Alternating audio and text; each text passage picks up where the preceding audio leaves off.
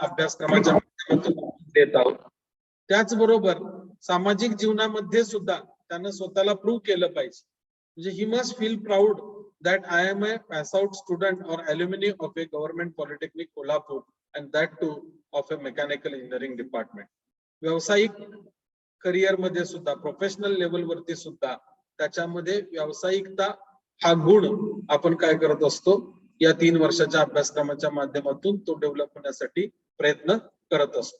यानंतर नेक्स्ट जो आहे 4 नंबरचा मिशन जे आहे तर त्याच्यामध्ये आपल्याला मला सांगावंसं वाटेल to provide quality management system with focus on effective student centric education and high recognition.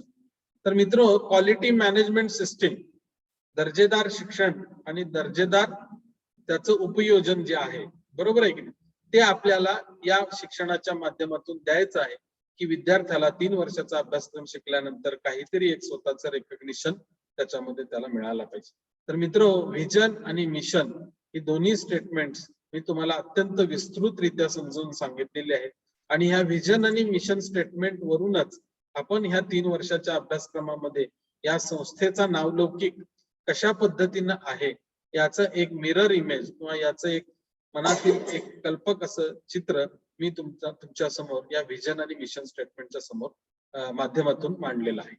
यानंतर हेच व्हिजन मिशन स्टेटमेंट पुन्हा एकदा मेकॅनिकल इंजिनिअरिंग प्रोग्रामला आल्यानंतर मागच्या वेळेस आपण जी स्लाइड बघितली होती त्याच्यामध्ये ते इन्स्टिट्यूटचं व्हिजन होतं आणि इन्स्टिट्यूटचं व्हिजन साठी आपल्याला डिपार्टमेंट लेवल वरती व्हिजन आणि मिशन करावी लागतात बरोबर की जी डिपार्टमेंटची व्हिजन मिशन स्टेटमेंट्स ही आपल्या संस्थेच्या व्हिजन मिशन स्टेटमेंटशी फार सुसंगत असावी लागतात. तर मेकॅनिकल इंजिनिअरिंग डिपार्टमेंट हा एक प्रोग्राम आहे. प्रोग्राम म्हणजे अभ्यासक्रम आहे मित्र. तर it's a programme with high recognition for development of mechanical engineering technicians providing platform for entrepreneurship and incubation for industry of the country. Entrepreneurship म्हणजे उद्योजकता हा विषय आहे आणि incubation for industry of the country म्हणजे देशामध्ये उद्योगधंदे वाढीस लागले पाहिजेत जोपासले पाहिजेत यासाठी पोषक वातावरण निर्माण झालं पाहिजे अशा विभागाचं म्हणजे डिपार्टमेंटचं हे विजन स्टेटमेंट आहे. आणि मग मगाशी सांगितल्याप्रमाणे हे अचीव्ह करण्यासाठी आपण आपले स्टेप्स असल्या पाहिजे. तर त्याच्यामध्ये मिशन आपल्याला ते सांगतं to educate and train students for employment. लोकांना मुलांना विद्यार्थ्यांना नोकरीसाठी तयार करणं, एंटरप्रेन्योरशिप व्यवसायासाठी तयार करणं और higher education in mechanical engineering. सगळीच मुलं उद्योगाकडे वळतील सगळीच मुलं नोकरी पत्करतील असा आशय नसतो विद्यार्थी मित्र. काही विद्यार्थ्यांना पुढील शिक्षण घ्यायचं असते कारण आता जस्ट तुमची 10वी झालेली आहे 16-17 वर्षाची वय आहेत तुमची 3 वर्ष म्हणजे 19 वर्षात आहे. यानंतर एखाद्या विद्यार्थ्याला किंवा बऱ्याच विद्यार्थ्यांना पुढील शिक्षण सुद्धा ग्रॅज्युएशन त्याचं इंजिनिअरिंग मध्ये करायचं असेल तर त्याच्यासाठी सुद्धा आपण काय केलं पाहिजे प्रोव्हिजन या अभ्यासक्रमामध्ये आपण केलेले आहे.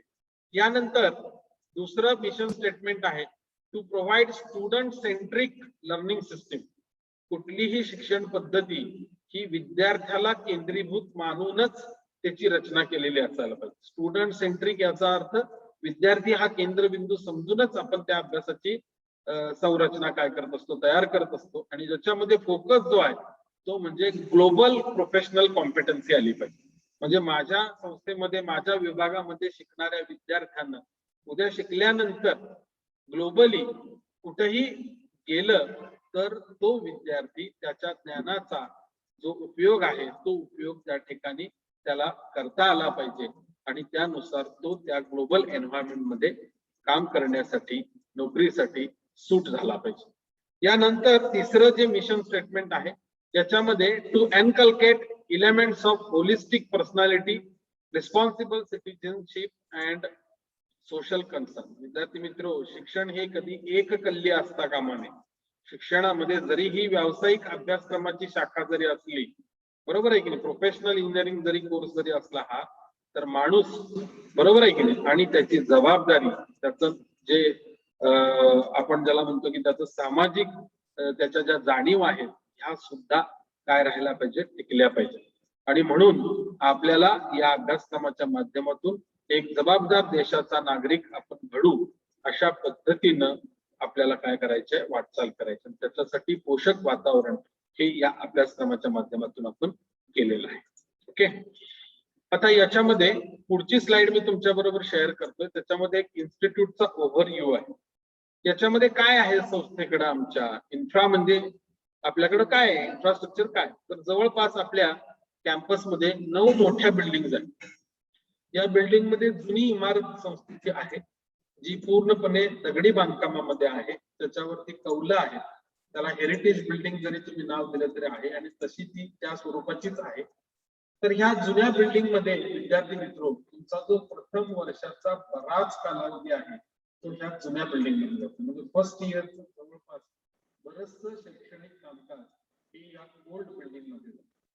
या ओल्ड बिल्डिंग नंतर आपल्याला स्वतंत्र अशी विभाग संस्थेमध्ये एक्झामिनेशन सेल, परीक्षा विभागाची बिल्डिंग आहे. आपली संस्था स्वायत्त असल्यामुळं या या स्वायत्त संस्थेमध्ये विद्यार्थ्यांच्या परीक्षा, त्याचं मूल्यमापन हे करण्यासाठी सेपरेट परीक्षा विभाग हा असतो, आणि त्याची बिल्डिंग ही 2 नंबरची. यानंतर पूर्ण असं वेल इक्विप्ड वर्कशॉप आपल्याकडे आहे. त्याला आपण कर्मशाळा विभाग असं म्हणतात. मेकॅनिकल इंजिनिअरिंग मध्ये फार विद्यार्थ्यांचा संपर्क ह्या वर्कशॉप या बिल्डिंग साठी येतं, ज्याच्यामध्ये विविध प्रकारच्या मशिनरीजचे सेटअप आहेत. आपल्याकडे त्या ठिकाणी वर्कशॉप मध्ये मेकॅनिकल इंजिनिअरिंगची प्रॅक्टिकल्स ही कंडक्ट होत असतात. यानंतर वर्कशॉप बिल्डिंगच्या शेजारी आपल्याकडं मेटलर्जी, धातुशास्त्र विभाग आणि शुगर टेक्नॉलॉजी, शुगर डिपार्टमेंट आहे. आता सध्या त्या डिपार्टमेंटचे डिप्लोमा कोर्सेस आपल्याकडे नाही आहेत, पण काही बोर्डाचे, महाराष्ट्र स्टेट बोर्ड ऑफ टेक्निकलचे कोर्सेस आहेत ते आपण रन करतो. तर ती बिल्डिंग दोघांची मिळून एक आहे, ती वर्कशॉपच्या शेजारीच वसलेली आहे. यानंतर परीक्षा विभागाच्या बरोबर समोर तुमचं जिथं ऍडमिशन कन्फर्मेशन झालेलं आहे ती ग्रंथालयाची इमारत आहे. त्याला आपण लायब्ररी बिल्डिंग असं म्हणतो, आणि त्याच बिल्डिंगच्या बेसमेंटला संस्थेचं कॅन्टीन देखील आहे. याबरोबर ऑफिस आणि प्राचार्यांचा कक्ष असणारं किंवा प्राचार्यांचं दालन असणारी जी बिल्डिंग आहे, या बिल्डिंगला आपण वर्ल्ड बँक प्रोजेक्ट बिल्डिंग असं संबोधतो. तर त्याच्यामध्ये इलेक्ट्रॉनिक्स अँड टेलिकम्युनिकेशन डिपार्टमेंट आणि त्याचबरोबर बेसमेंटला सिव्हिल इंजिनिअरिंग डिपार्टमेंट, ही 2 डिपार्टमेंट्स, ऑफिस, प्राचार्यांचा कक्ष, अशा पद्धतीची विविध विभाग त्या ठिकाणी कार्यरत आहे. यानंतर तुम्ही एंट्रन्सला संस्थेमध्ये प्रवेश घेतल्यानंतर वॉचमन केबिन मिळते, आणि तिथून उजव्या बाजूला एक स्लोप आहे. त्या स्लोप वरून तुम्ही खाली आलात तर एक मोठी बिल्डिंग तुम्हाला पाहायला मिळेल. त्या बिल्डिंगला इन्फॉर्मेशन टेक्नॉलॉजी डिपार्टमेंट असं म्हणतात, बिल्डिंग म्हणतात. तर ह्या इन्फॉर्मेशन टेक्नॉलॉजी डिपार्टमेंट मध्ये मित्र 3 विभाग कार्यरत आहेत. मेकॅनिकल इंजिनिअरिंग व खालच्या 2 फ्लोअर मध्ये आहे. त्याच्या शेजारीच खालच्या 2 फ्लोअर मध्ये इलेक्ट्रिकल डिपार्टमेंट आहे, आणि या सगळ्यांच्या वरती इन्फॉर्मेशन टेक्नॉलॉजी डिपार्टमेंट हा विभाग आहे. यानंतर आपल्या संस्थेला एक कंझ्युमर स्टोअर्स आहे. या स्टोअर्स मध्ये विद्यार्थ्यांना शैक्षणिक सामुग्री जी असते, pen, pencil, rubber, compass, drawing sheet, journal papers, files, हे सगळं विद्यार्थ्यांना सबसिडाइज्ड रेट मध्ये विद्यार्थ्यांना काय केलं जातं, पुरवलं जातं. शासकीय दरामध्ये हे सगळं साहित्य जे आहे हे आपल्याला त्याच्यामध्ये उपलब्ध होतं. हे कंझ्युमर स्टोअर्स, वर्कशॉप बिल्डिंग आणि जुनी ओल्ड बिल्डिंग आहे. तर त्याच्या मधोमध एक छोटी इमारत आहे, त्यामध्ये हे काम करत असतं. यानंतर आपल्या संस्थेकडं एक बॉईज हॉस्टेल आहे, जिथं मुलांना प्रवेश दिला जातो. हॉस्टेलचे प्रवेश हे विद्यार्थी मित्र हो मेरिट नुसार आणि नियमानुसार होतात, रिझर्वेशन नुसार होतात. सगळ्याच विद्यार्थ्यांना हॉस्टेल मिळतंय असं नाही आहे विद्यार्थी मित्र. तसंच मुलींचं हॉस्टेल सुद्धा जे आहे ते आपल्याकडे उपलब्ध आहे मित्र. मुलींचं हॉस्टेल सुद्धा त्याचा जो प्रवेश आहे हा प्रवेश गुणानुक्रमे आणि त्याचबरोबर शासनाचं जे रिझर्वेशन आहे त्या रिझर्वेशनचे कॅटेगरीचे नॉर्म्स फॉलो करूनच काय केला जातो, पूर्ण केला जातो. यानंतर पुढची स्लाइड आपण पाहूया. नेक्स्ट स्लाइड मध्ये काही फोटो इमेजेस तुम्हाला पाहायला मिळतील. तर त्याच्यामध्ये जी आता तुम्हाला बिल्डिंग दिसते ही वर्ल्ड बँक प्रोजेक्ट अंतर्गत झालेली बिल्डिंग आहे, बरोबर. आता या स्लाइड मध्ये आपण थोडेसे फीचर्स काय आहेत संस्थेचे, सॅलंट फीचर्स काय आहेत ते पाहूया. तर academic autonomy and impact system आहे. अकॅडमिक म्हणजे शैक्षणिक स्वायत्तता आहे विद्यार्थी मित्र. अभ्यासक्रमातील शैक्षणिक स्वायत्तता काय असते, तर समजा मी तुम्हाला मगाशी म्हटलं की आपल्या भोवतालीचं तंत्रज्ञान हे कालागणिक अतिशय रॅपिडली फास्टली बदलत जात. मग विद्यार्थ्यांना आम्ही जे अभ्यासक्रम शिकवतो ते कालबाह्य ठरू नये, ते आजूबाजूच्या परिसराशी तंत्रज्ञानाशी एकदम सुसंगीत राहिले जावेत, म्हणून आपल्याला महाराष्ट्र शासनानं शैक्षणिक स्वायत्तता दिलेली आहे. या स्वायत्ततेच्या अंतर्गत आम्हाला जर वाटलं की बाबा अमुक अमुक विषयांमध्ये आमूलाग्र बदल झालेले आहेत आणि हे बदल विद्यार्थ्यांना शिकणं काळाची गरज आहे, तर आम्ही आमच्या जबाबदारीवरती इमिजिएट जे काही टेक्नॉलॉजिकल कन्सेप्शनल चेंजेस असतात, ऍप्लिकेशन लेवलवरती असू देत, कन्सेप्शनल लेवलवरती असेल, तर ते सगळे चेंजेस इमिजिएट अभ्यासक्रमामध्ये अकॉमोडेट करून सुधारित अभ्यासक्रम करण्याचं स्वातंत्र्य आम्हाला ह्या अकॅडमिक ऑटोनॉमी मध्ये मिळालेलं आहे. किंवा जवळपासच्या परिसरामध्ये कोणत्या प्रकारचे उद्योगधंदे जास्त प्रमाणात चालतात, जसं की कोल्हापूर शहरामध्ये तुम्हाला माहिती आहे फाउंड्री हा हब आहे. त्याच्याशी पूरक मनुष्यबळ जर आपल्याला तयार करायचं असेल तर त्याच्याशी निगडीत शिक्षण हे देणं आपली जबाबदारी ठरते. आणि अशा पद्धतीचे काही विशेष अभ्यासक्रम सुद्धा आपण या अकॅडमिक ऑटोनॉमीच्या अंतर्गत काय करू शकतो, आपण रन करू शकतो, बरोबर. आणि एमपेक्स सिस्टीम याचा अर्थ आहे की multi point entry credit system. Multi point entry credit सिस्टीमचा विद्यार्थी मित्र असा आहे की आपल्याकडे पास आणि फेल अशा पद्धतीचा कुठलाच फॉर्म्युला याच्यामध्ये असत नाही. विद्यार्थी एखादा पास झाला एखाद्या विषयामध्ये तर त्या विषयाची क्रेडिट्स त्याला आपण काय करतो, अलाव करतो, लक्षात आलं. आणि मग हा विद्यार्थी ती क्रेडिट अक्वायर करत करत 6 सेमिस्टर मध्ये म्हणजे 3 वर्षामध्ये त्याचा अभ्यासक्रम पूर्ण करतो. मी या गोष्टीवरती पुन्हा एकदा पुढच्या स्लाइड मध्ये व्यवस्थित क्रेडिट सिस्टीम वरती बोलणार आहे. पण एमपीईसी याचा लॉंग फॉर्म तुम्ही फक्त आता ध्यानात ठेवायला काही हरकत नाही, तर तो आहे multi point entry credit system. Okay. यानंतर दुसरा सायलेंट फीचर्स, बरोबर, जे बॅकबोन आहे आमच्या इन्स्टिट्यूटचं, ते म्हणजे highly qualified and experienced and devoted faculty. मित्र, मी या मुद्द्यावरती विशेष करून जोर देणार आहे, कारण तुम्हाला माहिती नसेल तर माहिती करून घ्या की आपल्याकडे जे जे फॅकल्टी मेंबर्स म्हणजे तुमचे शिक्षक आहेत हे सगळे महाराष्ट्र लोकसेवा आयोगामार्फत निवड झालेले शिक्षक असतात. आणि हे सगळे जे शिक्षक आहेत हे शिक्षक हायली क्वालिफाईड असतात. एमपीएससी नाव तुम्ही ऐकलं असेल, महाराष्ट्र लोकसेवा आयोगामार्फत एखाद्या विद्यार्थ्याची निवड होते म्हणजे त्या विद्यार्थ्याचं अकॅडमिक करिअर हे खूप एक्सलंट असतं. आणि हायली एज्युकेटेड म्हणजे post graduate and even doctorate असणारी सुद्धा फॅकल्टी ही आपल्या संस्थेकडे आहे. आणि कुठल्याही संस्थेचा नावलौकिक हा तिथल्या संस्थेच्या गुरुजनांवरतीच अवलंबून असतो. शिक्षक काय आहे त्याप्रमाणे विद्यार्थी पुढे घडत जातात. त्यामुळं हा सगळ्यात मोठा बिगेस्ट डिफरन्स तुम्हाला या संस्थेमध्ये प्रवेश घेतल्यानंतर पाहायला मिळेल. यानंतर मॉडर्नाइज इक्विपमेंट्स अँड लॅबोरेटरीज आहेत. आपल्या प्रत्येक विभागामध्ये जी उपकरणं तुम्हाला प्रॅक्टिकल साठी लागणार आहेत ती सगळी उपकरणं त्यांचा सेटअप अतिशय व्यवस्थितरित्या मांडलेला असतो, त्यावरती तुमची प्रॅक्टिकल्स कंडक्ट केली जातात. याचबरोबर स्ट्रॉंग इंडस्ट्री इंटरॅक्शन आहे. मी तुम्हाला म्हटलं ना, अभ्यासक्रमामधला जो बदल असेल तो काळाशी सुसंगीत जर करायचा असेल तर आज उद्योगधंद्यांमध्ये इंडस्ट्रीमध्ये काय चाललंय हे आम्हाला कळणं अपरिहार्य आहे. आणि त्यासाठी आम्हाला इंडस्ट्रीशी खूप चांगली इंटरॅक्शन असणं हे अत्यंत महत्वाचं ठरतं. त्यामुळं वी मस्ट हॅव, किंवा असं म्हणूया आपण की आमची खूप इंडस्ट्रीशी चांगली इंटरॅक्शन आहे. त्याला आपण इंडस्ट्री इन्स्टिट्यूट इंटरॅक्शन III असं म्हणतो. आणि खूप चांगला उद्योगधंद्यांमध्ये आणि आमच्यामध्ये काय समन्वय. आणि या सगळ्या गोष्टीचा परिपाक म्हणून एका विद्यार्थ्याची किंवा पर्टिक्युलर आपण एखाद्या विद्यार्थ्याची जी ओव्हरऑल डेव्हलपमेंट आहे ही डेव्हलपमेंट कशा पद्धतीने होईल इकडं सर्वजण आपण काय करत असतो, लक्ष देत असतो. त्याचबरोबर कंटिन्युइंग एज्युकेशन फॅसिलिटीज आहेत. आपलं कंटिन्युइंग एज्युकेशन फॅसिलिटीज मध्ये विविध कोर्सेस, जर एखाद्या विद्यार्थ्याचा पर्टिक्युलर इंटरेस्ट 3rd इयर मध्ये काही डेव्हलप झाला तर त्याच्या इंटरेस्टला पोषक असे काही शॉर्ट टर्म कोर्सेस आपण ह्या कंटिन्युइंग एज्युकेशन फॅसिलिटीज मध्ये काय करू शकतो, डेव्हलप करू शकतो. याची गरज काय आहे मित्र, तर आताचं फील्ड हे कुठलंच प्युअर मेकॅनिकल आणि प्युअर इलेक्ट्रिकल, प्युअर इलेक्ट्रॉनिक्स आणि कम्प्युटर राहिलेलं नाही. तुम्ही बघितलं की मेकॅनिकल इंजिनिअरिंग मध्ये सुद्धा बराच अंशी अंतर्भाव हा इलेक्ट्रॉनिक्स, इलेक्ट्रिकल त्याचबरोबर कम्प्युटर सायन्सचा पण झालेला आहे. मग विद्यार्थी 3 वर्षाच्या अभ्यासक्रमामध्ये मेकॅनिकल इंजिनिअरिंगचे कोर सब्जेक्ट शिकला तर त्याचबरोबर त्याला ह्या इतर अलाइड सब्जेक्टचं सुद्धा ज्ञान त्याच्यामध्ये पाहिजे आणि ते मिळण्यासाठी ही कंटिन्युइंग एज्युकेशन फॅसिलिटी नावाची फॅसिलिटी ही संस्थेमध्ये आहे.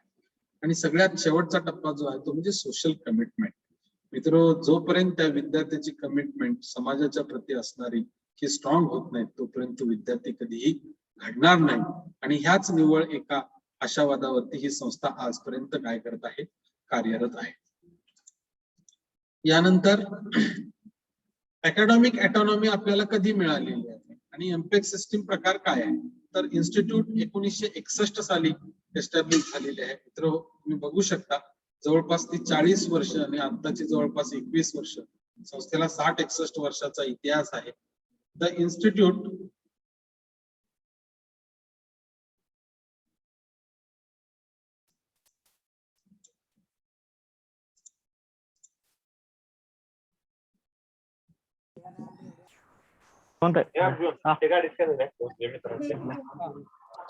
काय सांगणं झालाय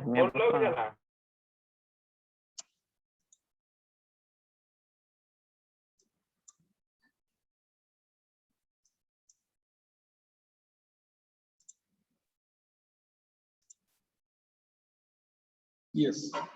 तर इन्स्टिट्यूट ही 1961 साली एस्टॅब्लिश झालेली आहे. पहिली गव्हर्नमेंट ऑफ महाराष्ट्राची ऑटोनॉमस इन्स्टिट्यूट आहे. 1992 साली ह्या संस्थेला ऑटोनॉमी म्हणजे स्वायत्तता मिळालेली आहे. या अभ्यासक्रमाची वैशिष्ट्य आहेत या संस्थेमध्ये रन होणाऱ्या फ्लेक्झिबिलिटी म्हणजे अभ्यासक्रमामध्ये लवचिकतेचा अभ्यास आहे आणि मगाशी मी सांगितल्याप्रमाणे multi point entry and credit system बरोबर आहे की 1994 सालापासून लागू झालेली आहे.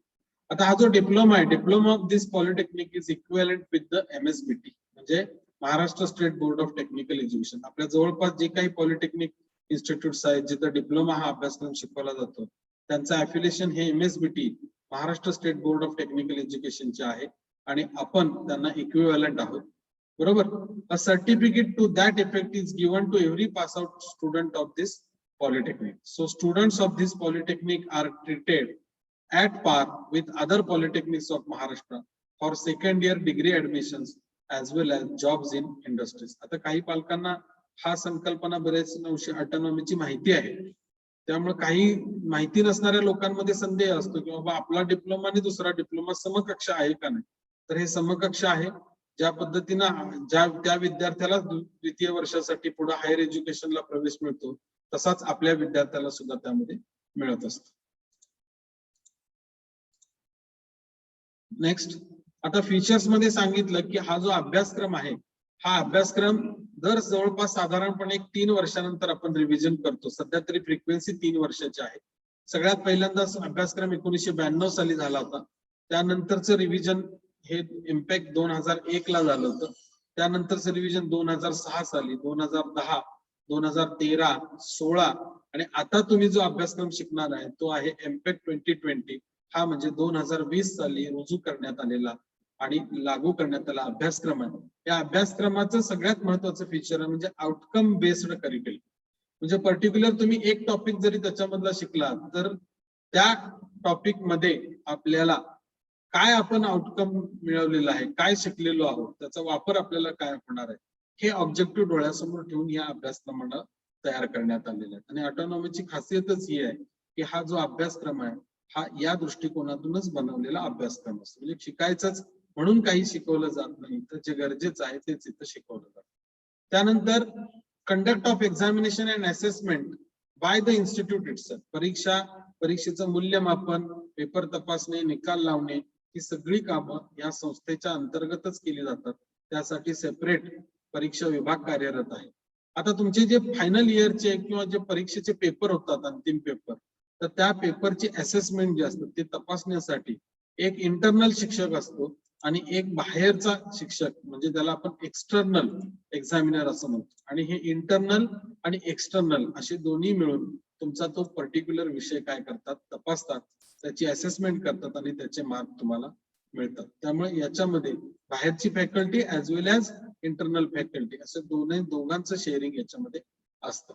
आता अवॉर्ड ऑफ डिप्लोमा जो आहे 3 वर्ष झाली पूर्ण, डिप्लोमा अवॉर्ड करायचा असेल तर आपल्या संस्थेमार्फत एक कन्व्होकेशन पदविका प्रदान समारंभ असं आपण त्याला म्हणतो, तो तुम्ही पासआउट झाल्यानंतर काही महिन्याच्या कालावधीमध्ये जसं विद्यापीठाचा पदवी प्रदान समारंभ असतो तसा आपला एक छोटं फंक्शन आपल्या संस्थेमध्ये होतं आणि त्या फंक्शन मध्ये तुम्हाला तुमचे डिप्लोमा अवॉर्डचे सर्टिफिकेट्स काय केली जातात, वितरित केली जातात.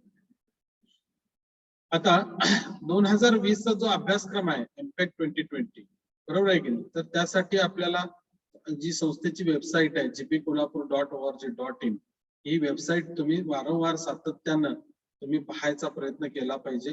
तुम्ही लॉग इन व्हायला पाहिजे प्रत्येक वेळेला आणि तुम्ही अपडेट राहायचा. हा पूर्ण अभ्यासक्रमाचं एक डॉक्युमेंट जे आहे करिक्युलम म्हणजे अभ्यासक्रम, त्याचं डॉक्युमेंट हे आपल्या संस्थेच्या वेबसाईट वरती काय करतो आपण पब्लिश करत असतो बरोबर. आणि याच्यामध्ये तुमच्या महत्वाच्या गोष्टी आवडत्या गोष्टींचा काय विशेषपणे उल्लेख असावा तर सेमिस्टर वाईज टीचिंग आणि इव्हॅल्युएशन स्कीम आहे. 70 परीक्षा आहे.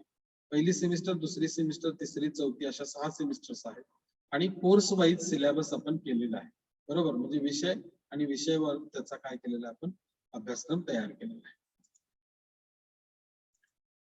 आता students related systems and procedures in academic autonomic आहेत, विद्यार्थ्यांची निगडीत.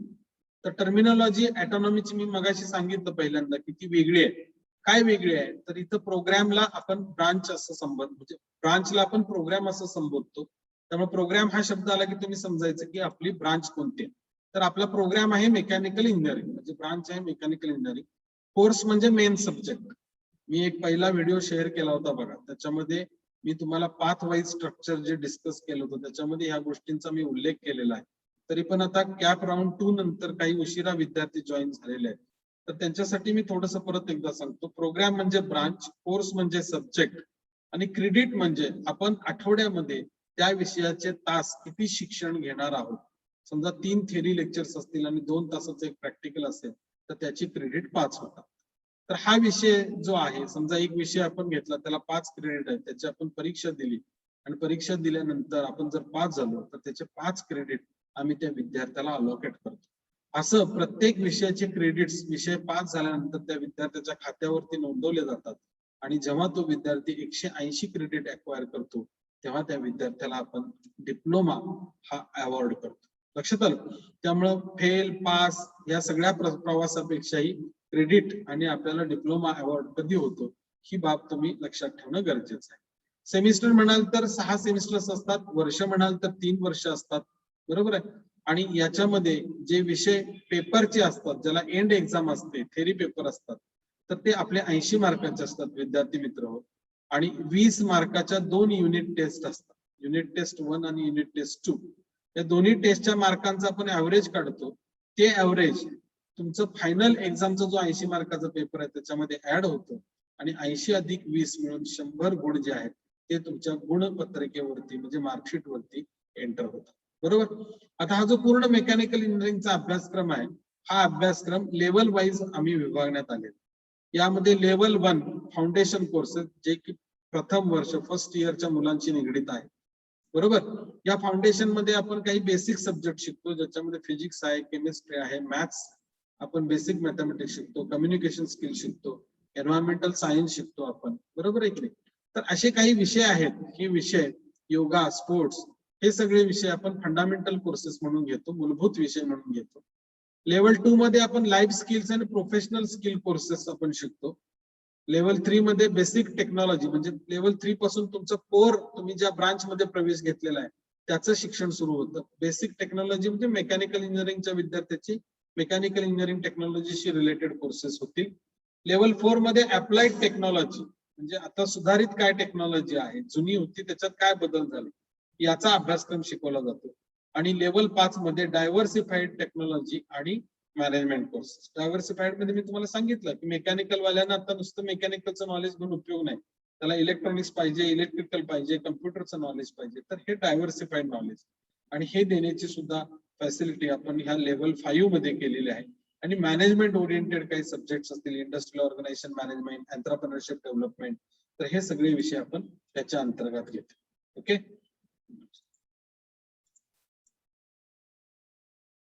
Marks scored in courses of level 4 and 5 are considered for diploma award.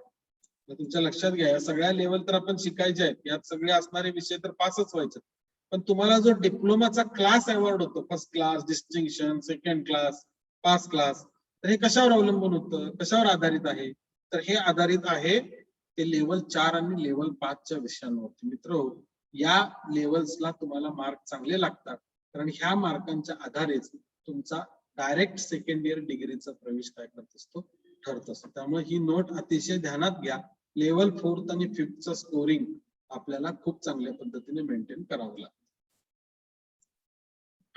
आता कोर्स कोड मध्ये एक एक्झाम्पल दिलेला आहे. जो आपण विषय शिकतो त्याला आपण कोर्स म्हणतो, त्याला एक सांकेतिक क्रमांक असतो कोर्स कोड. हे सुद्धा मी पाथ वाईज व्हिडिओ जो शेअर केला होता त्याच्यामध्ये सांगितलंय. एक्झाम्पल आता दिले MEG 304 चा. MEG म्हणजे ME ही पहिले दोन वर्ड्स आहेत, ते दो stands for mechanical engineering, that is your program, and G stands for your scheme. So scheme of syllabus, that is MPEC 2020 ला आपण G स्कीम असं संबोधतो. Then 3 is the course level. तुम्ही आता लेवल बघितले 1 ते 5, त्यामध्ये थर्ड लेवलचा सब्जेक्ट असणार आहे तो. आणि 4 नंबर जो आहे तो serial number of course in that level, त्या लेवल मधला 4 नंबरचा कोर्स. अशा पद्धतीने त्याचा 304 हा जो MEG 304 आहे, हा जो सांकेतिक क्रमांक आहे त्याचं डिटेलिंग या पद्धतीने आहे. आता याच्यानंतर विद्यार्थ्यांना संस्थेमध्ये प्रथम वर्षी आल्यानंतर फी भरून प्रवेश घेतला म्हणजे त्याचा प्रवेश निश्चित झाला, ही तर गोष्ट खरीच आहे. पण तो त्या विभागामध्ये एनरोल कधी होणार आहे, तर त्या विद्यार्थ्याला लक्षात ठेवा, ऑटोनॉमस इन्स्टिट्यूट मध्ये एक प्रक्रिया महत्वाची आहे. त्या प्रक्रियेला आपण म्हणतो registration of courses. Registration of courses याचा अर्थ तो विद्यार्थी पहिल्या सेमिस्टरला मेकॅनिकल इंजिनिअरिंगच्या जे विषय शिकणार आहेत त्या विषयाची त्यानं नोंदणी करणं गरजेचं आहे. आता तुम्ही म्हणाल हा काय प्रकार आहे, तर यासाठी सेपरेट रजिस्ट्रेशन प्रोग्राम असतो आणि ह्या रजिस्ट्रेशन प्रोग्रामची डिटेल्स अकॅडमिक कॅलेंडर मध्ये मेन्शन केलेले असतात. मी सगळ्यात शेवटी तुम्हाला अकॅडमिक कॅलेंडर पण शेअर करणार आहे, त्यावेळेसही मी पुन्हा आठवणीनं तुम्हाला ही गोष्ट सांगेन. तर या विषयांना पहिल्या सत्रामध्ये असणारे जे विषय आहेत, फॉर एक्झाम्पल मेकॅनिकल इंजिनिअरिंगच्या फर्स्ट इयरला 7 विषय आहेत, या 7ही विषयांना त्या विद्यार्थ्यांना रजिस्ट्रेशन करायचं आणि ते ऑनलाईन रजिस्ट्रेशन असतं. संस्थेच्या वेबसाईट वरती युजर ID विद्यार्थ्याचा आणि पासवर्डनी त्यांना लॉग इन व्हायचं आहे आणि त्याला रजिस्ट्रेशन फॉर्म डिस्प्ले होईल. त्या रजिस्ट्रेशन फॉर्म वरती त्यांना रजिस्ट्रेशन स्वतःच करायचं. आता याबाबत सेपरेट मार्गदर्शन होतं. तुमचे जे वर्ग शिक्षक आहेत ते तुमची विषय नोंदणीची प्रक्रियेबद्दल तुम्हाला मार्गदर्शन करतात. पण बाब लक्षात घ्या मित्र, स्टुडंटला रजिस्ट्रेशन ऑफ कोर्सेस अतिशय इम्पॉर्टंट आहे आणि बंधनकारक आहे. आणि याच बरोबर कोर्स रजिस्ट्रेशन बरोबर एक एक्झाम रजिस्ट्रेशन असतं. म्हणजे ज्या विद्यार्थ्याला त्या विषयाशी निगडीत परीक्षा आहे, तो परीक्षेचा जो विषय आहे त्याला ER म्हणजे एक्झाम रजिस्ट्रेशन पण करायचं. म्हणजे विषय नोंदणी बरोबर त्या विषयाला जर परीक्षा असेल, एंड एक्झाम जर असेल, तर त्यानं त्याचं एक्झाम रजिस्ट्रेशन सुद्धा त्याच्यामध्ये काय करायला पाहिजे. त्यासाठी नियमावली, त्यासाठी तुम्हाला मार्गदर्शन हे 100% येणाऱ्या कालावधीमध्ये मिळणार आहे. त्यानुसार तुमची ही प्रक्रिया पार पाडली जाते. Student is not allowed to register courses of level 5 unless he or she has passed out all courses of level 1. म्हणजे तुमच्या लक्षात आलं का बघा, लेवल 1 चे सगळे विषय सोडवल्याखेरीज, मी लेवल 1 म्हणतोय बरं का, सेमिस्टर नाही मित्र, सेमिस्टरचे विषय आहेत आणि लेवलचे पण विषय आहेत. त्यामध्ये आणखी काही विषय असतात की जे सेमिस्टर 2 ला पण असू शकतात आणि त्याची लेवल 1 असू शकते. तर जोपर्यंत तुमचे लेवल 1 चे विषय संपूर्णतः सुटत नाहीत, निघत नाहीत, तोपर्यंत तुम्हाला 5व्या लेवलची नोंदणी करता येणार नाही. तर तुम्ही मला सगळ्याच रजिस्ट्रेशन करत करत पुढे जाऊया आणि एकदा 3 वर्ष सगळं कॉलेज करून मोकळं होऊया आणि नंतर विषय सोडवूया, तर असा प्रकार नाही आहे मित्र. लेवल 1 चे सर्व सब्जेक्ट क्लिअर झाल्याखेरीज लेवल 5 ला तुम्हाला प्रवेशच नाही, कारण लेवल 5 ला आपल्याला आपला डिप्लोमा अवॉर्ड होतो, हे लक्षात.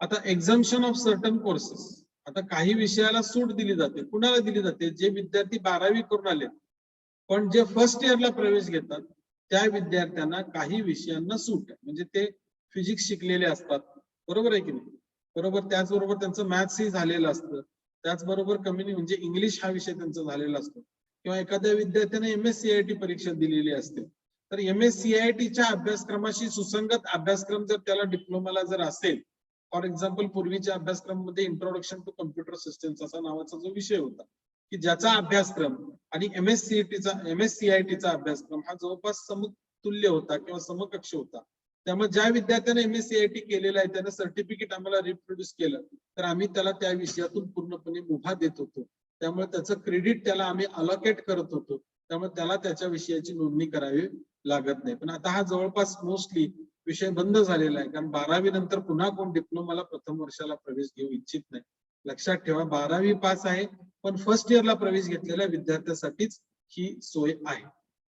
एक्झामिनेशन पॅटर्न मी मगाशी सांगितलं, 2 टेस्ट 20 मार्काच्या होणार, फायनल एंड एक्झाम 80 मार्काची होणार, आणि 80 मार्काच्या परीक्षेमध्ये विद्यार्थ्यांना कमीत कमी 32 गुण पाडायचे आहे.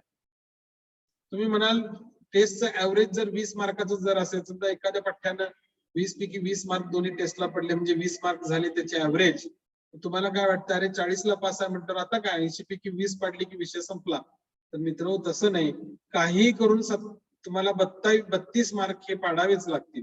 जरी तुमचे टेस्टचे 20 ऍव्हरेज असतील तर हे 32 अधिक 20 म्हणजे मिनिमम 42 आणि 10 52 मार्क तुमच्या मार्कशीट वरती त्या विषयाला येणार आहेत. कंपल्सरी त्या विषयामध्ये आपल्याला उत्तीर्ण व्हायचं असेल तर 80 पैकी आपल्याला मिनिमम 32 मार्क पाडणं गरजेचं आहे.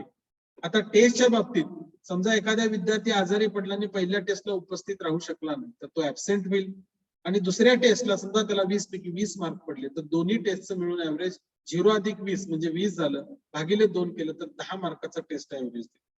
समजा वादाकरता दुर्दैवाने एखाद्या विद्यार्थ्याच्या दोन्ही टेस्ट राहिल्या, मग काय होणार आहे, दोन्ही टेस्टला तो ऍबसेंट होईल, म्हणजे 20 मार्काचा मार्क त्याचे मिळणारच नाही. पण त्या विद्यार्थ्यांना 80 पैकी समजा जर 40च मार्क पटकावले तर तो विद्यार्थी पास आहे, तो विद्यार्थी पास आहे. त्यामुळे पास होण्यासाठी टेस्ट द्यायलाच पाहिजेत हे काही बंधनकारक नाहीये. पण मित्र, टेस्टला जर चांगले मार्क असतील तर 100 मार्कापैकी स्कोरिंग मात्र छान होतं, कारण टेस्ट ही काही पूर्ण अभ्यासक्रमावरती असत नाही, ती लिमिटेड पोर्शन वरती असते. त्यामुळं माझं तुम्हाला आव्हान राहील की प्रत्येक टेस्टला आउट ऑफ मार्क आपल्याला 20 पैकी 20 मार्क पडतील अशा पद्धतीचा अभ्यास करून आपण टेस्टला काय करायचं, सामोरं जायचं. अशा पद्धतीने 20 अधिक 80 100 मार्काचा पॅटर्न आपल्याला परीक्षेला आहे. आता मुलांसाठी फॅसिलिटीज बद्दल बोलूया. फॅसिलिटीज मध्ये लायब्ररी आपल्याकडे सुसज्ज असं ग्रंथालय आहे, त्याच्यामध्ये जवळपास 12,050 पुस्तकं आहेत, टायटल्स आहेत, म्हणजे मॅगझिन्स आणि या सगळ्या गोष्टी आहेत. पुस्तकं म्हणाल तर 40,269 पुस्तकं आहेत. आपल्याकडे बुक बँक फॅसिलिटी आहे, विद्यार्थ्यांना लायब्ररीतून पुस्तकं मिळतात, आणि त्याचबरोबर आठवड्याला सुद्धा त्याला 1 किंवा 2 पुस्तकं देण्याची प्रोव्हिजन आपल्या लायब्ररीमध्ये आहे. जवळपास टेक्निकल जर्नल्सची पब्लिश झालेली 25 जर्नल्स विद्यार्थ्यांसाठी अभ्यासासाठी किंवा वाचनासाठी त्यांची आवड निर्माण व्हावी रिसर्च मध्ये म्हणून आपल्याकडे आहेत. आपल्याकडे सुंदर असं बॉईज हॉस्टेल आहे, 180 कॅपॅसिटी आहे त्याची. गर्ल्स हॉस्टेल 60 आहे, त्याची सेपरेट प्रवेश प्रक्रिया होते मित्र. याचा फॉर्म घ्यावा लागतो, फॉर्म भरावा लागतो, त्याची मेरिट लिस्ट होते आणि गुणानुक्रमे तिथं विद्यार्थ्यांना आणि विद्यार्थ्यांना प्रवेश दिला जातो. हा, तर संस्थेचं जे हॉस्टेल आहे ते संस्थेच्या कॅम्पस मध्ये नाही आहे, पण समोरून जो हायवे गेलेला आहे त्याच्या अपोजिट साइडला जो चौक आहे, पुढे गेला तर युनिव्हर्सिटीचा जो चौक आहे, त्या चौकामध्ये दोन्ही हॉस्टेल्स आपले शेजारी शेजारी आहेत. जवळच्याच कॅम्पसमध्ये, फक्त रस्त्यामध्ये आहेत. पलीकडचा कॅम्पस जो आहे तिथं ते आहेत. त्यानंतर स्टुडंट एड फंड, विद्यार्थी सहाय्य निधी नावाची एक पण योजना आहे. गरीब होतकरू विद्यार्थ्यांसाठी काही आर्थिक अडचण असेल तर मुदतीवरती त्याला काही पैसे उपलब्ध करून दिले जातात. सर्वसाधारणपणे 2,000 रुपयाची मर्यादा त्याला आहे. ते विद्यार्थी कालांतरानं जेव्हा त्यांना पैशाची उपलब्धता होईल तेव्हा त्या विषयाची विनाव्याज परतफेड करू शकतात. याचबरोबर शासनाच्या ज्या सगळ्या स्कीम्स आहेत त्या सगळ्या स्कीम्स, सगळ्या स्कॉलरशिप्स आपल्याकडे तंतोतंतपणे लागू केल्या जातात. कुठल्याही विद्यार्थ्याचा स्कॉलरशिपचा हक्क डावलला जात नाही. आणि मगाशी सांगितल्याप्रमाणे कंझ्युमर स्टोअर्स आहेत, त्याच्यामध्ये आपल्याला साहित्य सामग्री ही सबसिडाइज्ड रेट मध्ये उपलब्ध आहे. त्याचबरोबर लायब्ररी बिल्डिंगच्या खाली कॅन्टीनची इमारत सुद्धा आहे. आता ह्या काही स्कीम्स आहेत, हे फक्त मी जस्ट एक फ्लॅश आउट करणार आहे की ह्या सगळ्या ज्या शिष्यवृत्तीच्या ज्या योजना आहेत याची माहिती आपल्या संस्थेकडे स्वतंत्र असा विद्यार्थी विभाग कार्यरत आहे. त्या विभाग मध्ये कार्यरत असणारे जे आपले ऑफिसचे स्टाफ मेंबर्स आहेत ते वेळोवेळी सूचना फलकावरती नोटीस बोर्डवरती याच्या सूचना देत असतात. वर्गामध्ये नोटीस दिली जाते आणि मग त्या विद्यार्थ्यांनी त्या कागदपत्रांची पूर्तता करून त्या शिष्यवृत्तीचा लाभ घ्यायचा असतो. तर राजर्षी शाहू छत्रपती महाराज शैक्षणिक शुल्क प्रतिपूर्ती योजना जी ईबीसी सवलत होती तिचं नामकरण आता वेगळ्या पद्धतीने झालंय, ती सुद्धा आपल्याकडे काय केली जाते, लागू केली जाते. बरोबर. त्याचबरोबर पंजाबराव देशमुख वसतिगृह निर्वाह भत्ता योजना 2018-19 ला झालेली आहे, तर ती सुद्धा आपल्याकडे त्याच्यामध्ये लागू केली जाते. आता विद्यार्थी रिलेटेड ऍक्टिव्हिटीज मध्ये सगळ्यात महत्वाची गोष्ट तुम्ही लक्षात ठेवण्यासारखी ही आहे की रेग्युलर लेक्चर्स आणि प्रॅक्टिकल्स ही टाइम टेबल नुसार कंडक्ट केली जातात आणि ती जर तुम्ही अटेंड केली नाहीत आणि जर तुमची वर्गातली उपस्थिती आणि लॅबोरेटरी मधली उपस्थिती ही 75% जर खाली आली तर त्या विद्यार्थ्याला त्या विषयाच्या परीक्षेस बसू दिले जात नाही, त्याला आपण डिटेन करतो, म्हणजे त्याला त्या विषयाची परीक्षा देता येत नाही. आणि ही शासकीय संस्था असल्यामुळं इथं उपस्थितीबद्दलचे जे नियम आहेत ते खूप सक्तीनं आणि खूप काटेकोरपणे पाळले जातात. त्यामुळे सगळ्या विद्यार्थ्यांना माझं आव्हान आहे की त्यांनी आपली वर्गातली ऍज वेल एज लॅबोरेटरी मधली उपस्थिती ही 75% पेक्षा राहील इकडं कटाक्षानं काय करायचं, लक्ष द्यायचं आहे. पालकांनी सुद्धा ही गोष्ट प्रामुख्यानं जाणीवपूर्वक लक्षात घ्या. आपल्याला सगळ्यात शेवटी विद्यार्थ्याला परीक्षेस बसू दिलं नाही असं समजतं तेव्हा पालक धावाधाव करून आमच्याकडे येतात, तेव्हा आपल्याकडे वेळ निघून गेलेली असते. कारण जो विद्यार्थी अनुपस्थित आहे त्या विद्यार्थ्याची उपस्थिती परीक्षा विभागाला कळवली जाते आणि या नियमानुसार त्या विद्यार्थ्याचा बैठक क्रमांक परीक्षेला पात्र असणाऱ्या विद्यार्थ्यांच्या यादीतून ऑटो डिलीट होतो आणि मग त्या विद्यार्थ्याला त्या परीक्षेला बसता येत नाही, म्हणजे तो विद्यार्थी त्या विषयाच्या परीक्षेपासून वंचित राहतो. असं प्रत्येक विषयाचं उपस्थितीची नोंद ही दखलपात्र आहे आणि त्यामुळं सगळ्या विषयाच्या लेक्चर्सना प्रॅक्टिकल्सना आपण सिन्सिअरली बसून अटेंडन्स लावणं ही आपली अतिशय महत्वाची प्रामुख्याने जबाबदारी आहे. आता या सगळ्या शैक्षणिक ऍक्टिव्हिटीज बरोबर काही दुसऱ्याही ऍक्टिव्हिटीज आपण संस्थेमध्ये राबवत असतो, त्याला को करिक्युलर ऍक्टिव्हिटीज म्हणतात. त्याच्यामध्ये काही नॅशनल लेवलचे सेमिनार्स होतात, पेपर प्रेझेंटेशन होतात, क्विज होतात, टेक्निकल एक्झिबिशन होतं, मॉडेलचं रिप्रेझेंटेशन होतं, काही पर्सनॅलिटीच्या कंटेस्ट होतात. बरोबर आहे. तर हे सुद्धा विद्यार्थ्यांचे सर्वांगीण जोपासण्याच्या दृष्टीने प्रयत्न संस्थेमार्फत केले जातात, म्हणजे त्यासाठी सुद्धा एक प्लॅटफॉर्म अवेलेबल आहे. त्याचबरोबर खेळ खेळले पाहिजेत. बरोबर आहे की नाही. मन चंगा तो कठोती में गंगा, तशा पद्धतीने आपण म्हणूया की आपल्याकडे सेपरेट जिमखाना विभाग संस्थेचा कार्यरत आहे. आपल्याकडं संस्थेमार्फत विविध खेळांचं नियोजन केलं जातं, इंटर डिप्लोमा स्पोर्ट्सचं आयोजन केलं जातं, स्टेट लेवलला सुद्धा त्याला रिप्रेझेंट होता येतं. नॅशनल सोशल सर्व्हिस जे आहे NSS याच्या कॅम्प्स होतात वर्षातून एकदा, तर तिथं आपण कॅम्पला त्या जॉईन होऊन आपलं योगदान देऊ शकतो. संस्थेचं अॅन्युअल गॅदरिंग सुद्धा वर्षातून एकदा होतं. आर्ट्स मॅगझिन पब्लिकेशन होतं, आर्टचं एक्झिबिशन सुद्धा होतं. म्हणजे सर्व विद्यार्थ्याच्या कलात्मक गुणांना वाव देण्याचा प्रयत्न संस्था ही कायमपणे करण्यात आलेली आहे. आता याच्यामध्ये हे सगळं करत असताना विद्यार्थ्यांना डिसिप्लिन करायला पाहिजे आणि काहीतरी कोड ऑफ कंडक्ट फॉलो करायला पाहिजे. तर कोड ऑफ कंडक्ट मध्ये हे तर झालंच की विद्यार्थ्यांना युनिफॉर्म वापरायचा आहे, शिस्त पाळायची आहे. बरोबर आहे की नाही. पण सगळ्यात महत्वाची गोष्ट आहे की एखाद्या परीक्षेमध्ये, बरोबर, टेस्ट मध्ये किंवा टर्म एंड एक्झाम मध्ये तो विद्यार्थी जर गैरप्रकार म्हणजे कॉपिंग केस करताना जर आढळला तर त्या विद्यार्थ्याला त्याचं शैक्षणिक वर्ष वाया जाण्याची भीती असते आणि ही पनिशमेंट हा एक कायदा आहे कोड ऑफ कंडक्ट ऑफ एक्झामिनेशनचा, त्यामुळे याला कुठेही चॅलेंज नाही. जर विद्यार्थ्यानं गुन्हा केलाय हे पुराव्यानिशी जर स्पष्ट झालं तर विद्यार्थ्याचं ते शैक्षणिक वर्ष वाया जाण्याची शक्यता असते. त्यामुळे कोणतंही परीक्षेच्या बाबतीतलं मिसबिहेवियर या संस्थेमध्ये अलाउड केलं जात. आता काही ट्रिक्स अँड टिप्स बघूया. विद्यार्थ्यांनी काय लक्षात ठेवायला, तर क्लास टीचर बरोबर आपला रेपोर्ट राहायला पाहिजे. आपले वर्ग शिक्षक कोण आहेत, आपल्या काय अडीअडचणी आहेत त्या वर्ग शिक्षकांपर्यंत आपण नेल्या पाहिजेत. आपला युनिफॉर्म कोड जो आहे तो कोणत्या दिवशी घालायचा आहे, कोणत्या दिवशी घालायचं नाही याबाबत सुद्धा तुम्हाला सूचना मिळणार आहेत यथावकाश. तर तो कोड ऑफ कंडक्ट युनिफॉर्मचा जो आहे तो आपण फॉलो करायचा आहे.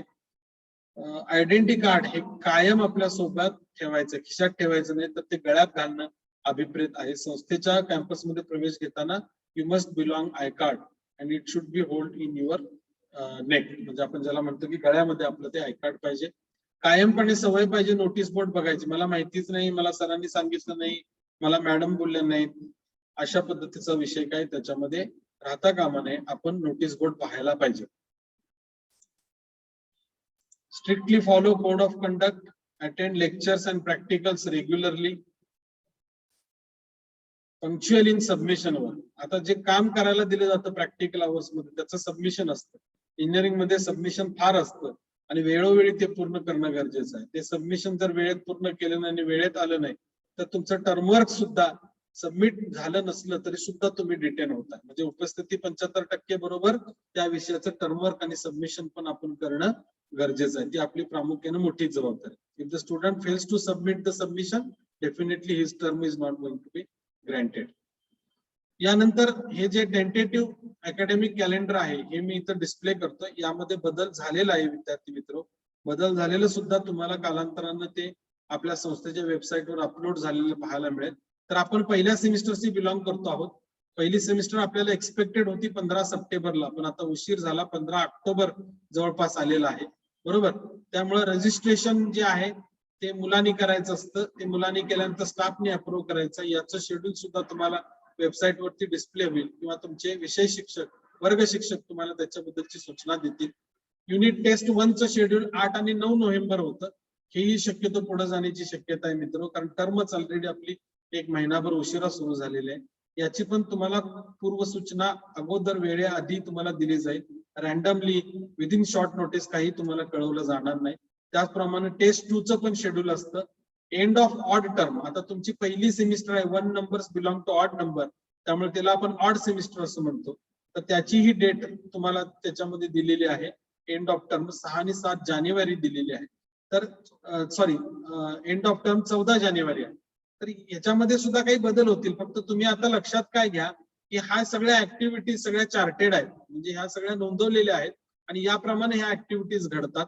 त्याचबरोबर प्रॅक्टिकल ओरल एक्झाम कधी कोणत्या ड्युरेशन मध्ये होणार आहेत, एंड एक्झाम तुमची टर्म एंड एक्झाम थिअरीची किती तारखेपासून किती तारखेपर्यंत होणार आहे, आणि त्याचबरोबर रिझल्ट सर्वसाधारणपणे कोणत्या आठवड्यामध्ये कोणत्या महिन्यामध्ये लागणार आहे, याचं डिटेलिंग असणारं हे जे आहे हे अकॅडमिक कॅलेंडर आहे. हे आपण स्ट्रिक्टली फॉलो करतो मित्र. बदललेलं अकॅडमिक कॅलेंडर आपण काही कालावधीतच तुम्हाला तुमच्या वेबसाईट वरती पाहायला मिळेल किंवा तुमचे वर्ग शिक्षक आहेत ते तुम्हाला सांगतील. यानंतर आत्ताचं जे टाइम टेबल आहे जे आता रन होत आहे तर ते सुद्धा आपण शेअर केलेलं आहे. डे वाईज ते शेअर केलेलं आहे आणि ब्रांच वाईज आहे. आपण मेकॅनिकल इंजिनिअरिंगशी बिलॉंग करतो त्यामुळे हे फर्स्ट इयरचं टाइम टेबल आहे, ज्याच्यामध्ये A-B-C डिव्हिजन्स आहेत आणि त्याचे थेअरी लेक्चर्स आणि प्रॅक्टिकल स्लॉट्स असं दिलेलं आहे. सध्या तरी शासनाच्या सूचना ऑनलाईन मोड वरतीच शिकवण्याबाबत आहेत. ऑफलाईन मोड बाबत आपल्याला कोणत्याही सूचना उपलब्ध झालेल्या नाहीयेत. या सूचना मिळताच तुम्हाला ते इंटिमेशन देण्यात येईल आणि मग त्यानंतर ऑफलाईन कोर्सेस सुरू होतील. आपण अपेक्षा बाळगून आहोत की आपले ऑफलाईन कोर्सेस जर सुरू झाले तर आपल्याला सगळ्या दृष्टीनं, मुलांच्या दृष्टीनं, शिक्षणाच्या दृष्टीनं फार सोयीचं ठरणार आहे. पण ऍज ऑन टुडे आपण हा स्टेटस ऑनलाईन लेक्चर साठीच करतोय आणि याच टाइम टेबल प्रमाणे आपण त्याला काय करतो, फॉलो करतो. आता हा एक एमपॅक्ट 2020चा एक जनरल ओव्हरव्ह्यू आहे या अभ्यासक्रमाचा. साधारणपणे 180 चे क्रेडिट्स आहेत टोटल. त्याला एकूण नंबर ऑफ कोर्सेस किती विषय शिकतो आपण, तर त्याच्यामध्ये 39 विषय टोटल शिकतो आपण. त्यातले थिअरी विषय 30 आहेत. बरोबर. आता याच्यामध्ये एका सेमिस्टरला मॅक्सिमम किती विषय आहेत, तर 7 ते 8 विषय असतात. आपल्या अभ्यासक्रमामध्ये मेकॅनिकलचे 8 आहेत. पूर्ण 3 वर्षाच्या कालावधीमध्ये 4400 मार्काचा अभ्यास हा विद्यार्थी करतो. त्यामध्ये लेवल 4 आणि लेवल 5 ज्याच्यावरती डिप्लोमा अवॉर्ड होतो तर त्याच्यामध्ये विषय 16 आहेत. त्याचे क्रेडिट्स 71 आहेत आणि मार्क्स 1600 आहेत. म्हणजे थर्ड इयरला तुमचं जे मार्कशीट प्रिंट होतं ज्याच्यावर तुम्हाला डिग्रीला ऍडमिशन मिळतं ते 1600 मार्कांपैकी तुम्हाला मिळालेले मार्क असणार आहेत. बाकीचे काही लेवल्स त्याचे मी क्रेडिट्स वगैरे तुम्हाला वाचून दाखवत नाही, कारण आता सध्या आपल्याकडं इतकं डिटेलिंग मध्ये जाण्यात होता वेळ नाही. फक्त थर्ड इयरच्या दृष्टीने जे इम्पॉर्टंट आहे तेच मी तुम्हाला त्याच्यामध्ये शेअर केले. हा एक साधारणपणे पाथ आहे. पहिल्या सेमिस्टरला कोणकोणते विषय आहेत तुम्हाला मी सांगितलेले आहेत. पाथ वाईज आपले लेक्चर झाले. जेव्हा तुम्ही पहिली कोर्स सेमिस्टर पास व्हाल तेव्हा दुसऱ्या सेमिस्टर मध्ये जाल तेव्हा आम्ही परत अशा पद्धतीने तुम्हाला मार्गदर्शन करू. ते विषय, त्याचं ॲब्रिव्हिएशन, त्याची क्रेडिट्स, थेअरी आहे का प्रॅक्टिकल आहे का त्याला ओरल आहे, या सगळ्या गोष्टींची सविस्तर आपण चर्चा करणार आहोत. सेमिस्टर वाईज म्हणाल तर पहिल्या वर्षी फर्स्ट इयरच्या विद्यार्थ्यांना आता 7 विषय आहेत. याबाबतचा मी व्हिडिओ ऑलरेडी डिटेल मध्ये शेअर केलेला आहे. आता हा जो 3 वर्षाचा जो अभ्यासक्रम आहे जर्नी, हे गिअर सिस्टीम तुम्हाला दाखवलेली आहे बघा. विद्यार्थी फ्रेश असतो, तो गिअर मध्ये येतो, त्याच्यात अडकतो, चर्निंग होतं त्याचं, आणि ज्याचा टिकाव लागत नाही तो खाली फेल म्हणून पडलेला दाखवलेला आहे बघा विद्यार्थी मित्र. तर आपल्याला असं काही करायचं नाही, आपल्याला ह्या सगळ्या सायकल्स मधून पास व्हायचं आहे.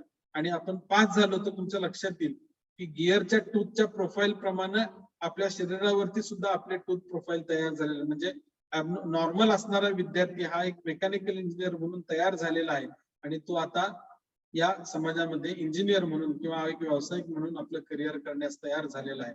अशा आशयाचं एक संकल्पिक असं चित्र आता तुमच्या समोर उभं केलेलं आहे. तर विद्यार्थी मित्र, अशा पद्धतीनं सर्वसाधारणपणे डिप्लोमा अभ्यासक्रमामध्ये संस्थेची ओळख आणि त्याचबरोबर त्या अनुषंगानं विभागाचं काय कार्य आहे, आपल्या जबाबदाऱ्या काय, या अनुषंगानं हा व्हिडिओ मी तुम्हाला शेअर केला होता. आता आपल्या सोबत तुमचं मी मगाशी सांगितल्याप्रमाणे फर्स्ट इयरचं बरंचसं कामकाज जे आहे ती जुनी ओल्ड बिल्डिंग मध्ये चालतं आणि तिथं आपल्याकडं science department, humanities, science and humanities, mathematics अशी डिपार्टमेंट कार्यरत आहेत. आपल्यासोबत आता सायन्स आणि ह्युमॅनिटी डिपार्टमेंटचे जे हेड आहेत आदरणीय गाठ मॅडम, ह्या आपल्या समोर उपलब्ध आहेत. तर मी त्यांना विनंती करतो की त्यांनी विद्यार्थ्यांच्या दृष्टीने मार्गदर्शन करावं. मी आता हँडओव्हर करतोय श्रीयुत गाठ मॅडम यांना. थँक्यू.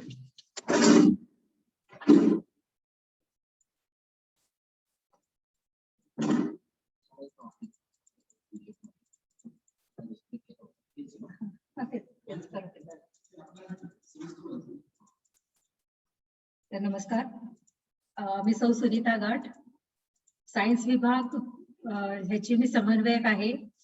सायन्स विभागामार्फत हे जे विषय आपण पाहतोय, engineering chemistry, basic mathematics, engineering drawing, workshop practice 1, communication skill, sports and yoga आणि इंट्रोडक्शन टू IT सिस्टीम, हे विषय जे आहेत ते सायन्स विभागामार्फत शिकवले जातात. त्यापैकी वर्कशॉप प्रॅक्टिस साठी वर्कशॉपचा स्टाफ आहे.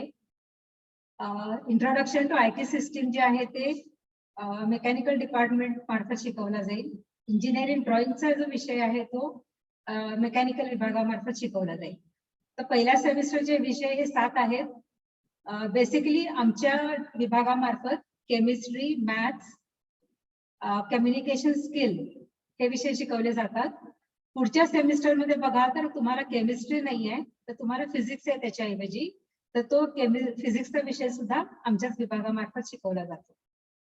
तुमच्या सरांच्या बोलण्यावरून लक्षात आलं असेल की कोर्स म्हणजे आता मी या कोर्सला ऍडमिशन घेतलं, मी त्या कोर्सला ऍडमिशन घेतलं, मी MSc IT केली, तर कोर्सचा अर्थ आता इथे वेगळ्या पद्धतीने आपण शिकायचा आहे. कोर्स म्हणजे विषय, ऑलराईट, आणि प्रोग्राम म्हणजे ब्रँच. तर ब्रँच मेकॅनिकली ब्रँच आहे, पण आता इथे ब्रँच हा शब्द न वापरता आपण प्रोग्राम हा शब्द वापरणार आहे. ऑलराईट. त्याच्यानंतर हा जो फर्स्ट सेमिस्टरचा जो आपल्याला हे दिसतोय इथे डिस्प्ले जो दिसतोय, त्याच्यामध्ये कोर्स कोड नावाचा एक पुढचा कॉलम आहे. कोर्स कोड याचा अर्थ प्रत्येक विषयाला एक कोड आहे. आता पहिला जो विषय आहे तो केमिस्ट्री आणि त्याचा कोड आहे CCG 103. ऑलराईट. तर जी हा जो शब्द आहे, हा शब्द आहे हा जी स्कीम साठी आहे. तर MPEC 2020 पासून जी स्कीम सुरू झालेली आहे. MPEC 16 मध्ये म्हणजे याच्या आधीच्या सिलेबस मध्ये F स्कीम होती, आता जी स्कीम आपली सुरू आहे. आणि त्याच्यामुळे पुढे कोर्स अब्रिव्हिएशन मध्ये सुद्धा आपल्याला जी दिसेल बघा, GCHA, GBMT वगैरे. मागच्या स्कीम मध्ये म्हणजे MPEC 16 मध्ये FCHA असं असायचं. तर हे लक्षात घ्या की रजिस्ट्रेशन करताना हे कोर्स कोड आणि कोर्स अब्रिव्हिएशन तुम्हाला माहिती असायला पाहिजेत. हे बघूनच तुम्ही ऑनलाईन रजिस्ट्रेशन करायचं आहे. पुढे लेव्हल सुद्धा तिथे मेन्शन केलेली आहे. जसं सरांनी सांगितलं की 5व्या लेव्हलला प्रवेश घेण्यासाठी सगळे लेव्हल 1चे विषय उत्तीर्ण व्हावे लागतात. तर काही लेव्हल 1चे काही विषय आता या सेमिस्टरला आहेत आणि लेव्हल 1चे काही विषय हे पुढच्या सेमिस्टर मध्ये पण आहेत. त्याच्या पुढच्या कॉलम मध्ये तुम्हाला प्री रिक्विजिट कोर्स असा दिसेल. प्री रिक्विजिट म्हणजे तर पहिल्या सेमिस्टर मध्ये सगळं डॅश डॅश डॅश आहे, पण सेकंड सेमिस्टर मध्ये जेव्हा बघाल तेव्हा इंजिनिअरिंग ड्रॉइंग साठी CCG 107 असं दाखवलेलं आहे. राईट, CCG 107 वर आहे. पहिल्या सेमिस्टरचा विषय आहे. याचा अर्थ असा होतो की पहिल्या सेमिस्टरचं ड्रॉइंग शिकल्याशिवाय तुम्ही सेकंड सेमिस्टरच्या ड्रॉइंगला रजिस्ट्रेशन नाही करू शकत. त्याला म्हणायचं प्री रिक्विजिट. ऑलराईट, त्याच्यानंतर टीचिंग स्कीम आहे. पुढचे जे कॉलम्स आहेत त्याच्यामध्ये तर 3, 2 आणि 5 हे जे दिसते आपल्याला ते वीकली अवर्स आहेत. म्हणजे इंजिनिअरिंग केमिस्ट्रीच्या आठवड्यातनं तुमचे 3 थेअरी पिरियड असतील. TH म्हणजे थेअरी, पुढे प्रॅक्टिकल, ड्रॉइंग, ट्युटोरियल असं लिहिलेलं आहे. काही विषयांना प्रॅक्टिकल आहे, ड्रॉइंगच्या विषयाला नॅचरली ड्रॉइंग आहे, वर्कशॉपला प्रॅक्टिकल आहे, मॅथ्सला मात्र ट्युटोरियल आहे. ऑलराईट, युजली प्रॅक्टिकल आणि ड्रॉइंग हे सगळे 2-2 तासाचे आहेत. यापैकी मॅथ्सचा जो आहे तो फक्त ट्युटोरियल 1 तासाचा पिरियड असतो.